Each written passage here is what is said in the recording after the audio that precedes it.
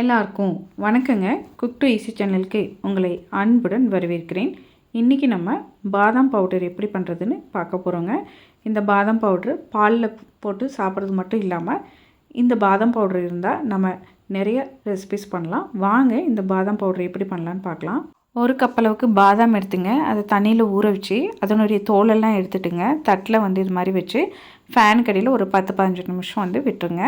அதே போல் நமக்கு முந்திரி ஒரு 1/4 கப்பு, குங்குமப்பூ கொஞ்சம், மஞ்சள் தூள், வாசனைக்காக ஏலக்காய், அதே போல் பிஸ்தா ஒரு 2லேருந்து 3 டேபிள் ஸ்பூன் வரைக்கும் எடுத்துக்கலாங்க. இது எல்லாத்தையும் ரெடியாக வச்சுக்கோங்க. நம்ம எடுத்து வச்சுருக்க எல்லா பொருளையுமே நம்ம ஃப்ரை தான் பண்ண போகிறோம். அதனால நல்லா அடிக்கணமான ஒரு கடாயை எடுத்துகிட்டு அதில் நம்ம தோலெல்லாம் நீக்கி ஃபேனுக்கு கீழே ஆற வச்சு வச்சுருக்கக்கூடிய இந்த பாதாம் பருப்பு போட்டு நல்லா ஃப்ரை பண்ணிக்கணுங்க. பாருங்கள், இந்த அளவுக்கு நமக்கு நல்லா ஃப்ரை ஆகி வந்துடணும். இதை ஒரு பிளேட்டுக்கு மாற்றிக்கிங்க. இப்போ அதே கடாயில் நம்ம எடுத்து வச்சுருக்கக்கூடிய முந்திரி, பிஸ்தா இது ரெண்டையும் போட்டு இந்த முந்திரி பிஸ்தாவும் நல்லா ஃப்ரை பண்ணி எடுத்துக்கணுங்க. இந்த பாதாம் மில்க் பவுடரில் ஃப்ரையிங் ப்ராசஸ் ரொம்ப ரொம்ப இம்பார்ட்டண்ட்.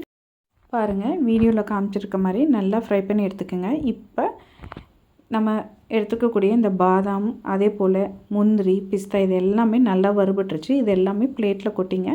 நல்லா ஆற விட்டுக்க போகிறோம். இதெல்லாம் ஆறுனதுக்கப்புறமா பவுட்ரு எப்படி பண்ணலான்னு பார்க்கலாம் வாங்க.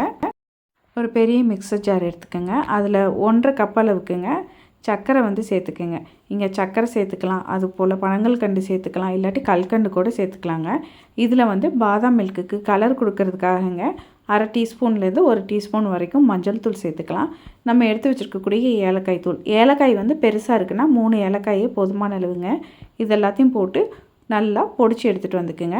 இப்போ நம்ம ஃப்ரை பண்ணி வச்சுருக்கக்கூடிய பாதாமை 2 பேட்சாக போட்டுங்க.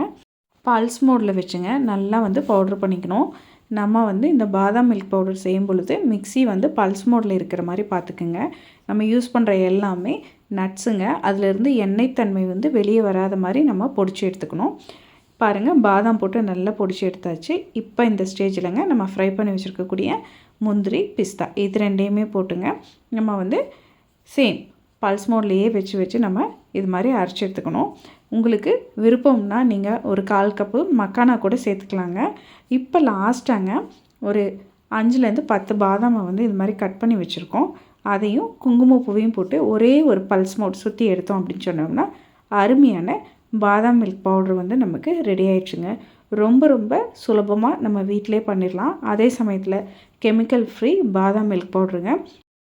இந்த பாதாம் பவுடர் நம்மக்கிட்ட இருந்துச்சுனாங்க பாதாம் மில்க்கு மட்டும் இல்லாமல் குல்ஃபி செய்யலாம். அதே போல் நம்ம செய்யக்கூடிய பாயசம், கேசரி மாதிரியான ஐட்டமில் இந்த பாதாம் பவுடர் கொஞ்சம் சேர்த்தாலே நமக்கு நல்ல கமகமன்னு வாசனையாக, அதே சமயத்தில் ரிச்சாக ஃப்ளேவர்ஃபுல்லாக இருக்குங்க. நீங்களும் இதே அளவுகளோட ஒரு முறை இந்த பாதாம் மில்க் பவுடரை வீட்டில் செஞ்சு பாருங்கள், சுவைத்து பாருங்கள். கண்டிப்பாக உங்களுக்கு சுவை பிடிக்குங்க. உங்களுக்கு இந்த பாதாம் மில்க் பவுடர் ரெசிபி பிடித்திருந்தால் குக் டு ஈஸி சேனலை லைக் பண்ணுங்கள், ஷேர் பண்ணுங்கள், கமெண்ட் பண்ணுங்கள். மறக்காமல் நம்ம குக் டு ஈஸி சேனலை சப்ஸ்கிரைப் பண்ணிக்கோங்க. எல்லாருக்கும் வணக்கங்க.